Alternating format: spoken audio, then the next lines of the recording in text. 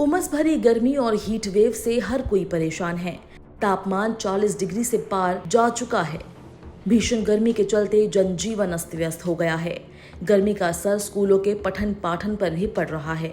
अपर मुख्य सचिव के निर्देशानुसार विद्यालय का संचालन सुबह 6 बजे से दोपहर 1 बजे के बीच किया जा रहा है।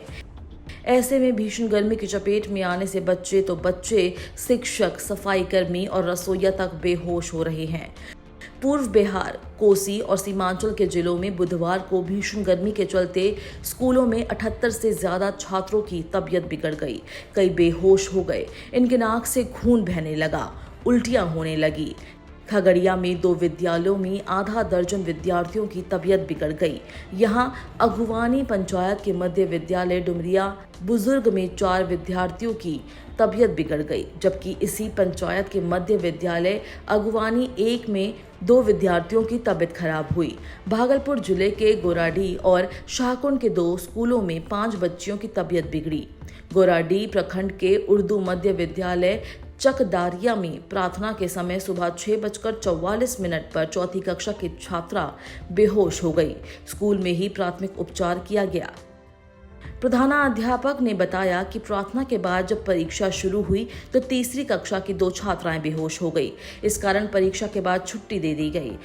भागलपुर के ही शाहकुंड प्रखंड के उच्च विद्यालय रामपुरडीह में भी परीक्षा के दौरान 2 बच्चियां बेहोश हो गई। मुंगेर नगर निगम, जमालपुर, धरहरा, बरियारपुर, टेटिया, बम्बर प्रखंडों के कई विद्यालयों से लगभग 30 बच्चे सहित शिक्षक, सफाई कर्मी आदि बेहोश हो गए। बच्चों को तत्काल इलाज के लिए क्लिनिक और सरकारी अस्पताल ले जाया गया। जमुई में 7 विद्यालयों में 2 दर्जन छात्र छात्राओं और 5 शिक्षकों की तबीयत बिगड़ गई। उत्क्रमित मध्य विद्यालय लालपुर में एक बच्ची की तबीयत बिगड़ गई। अचानक वो अचेत हो गई और नाक से खून आने लगा। प्राथमिक उपचार के बाद बच्ची को घर भेज दिया गया।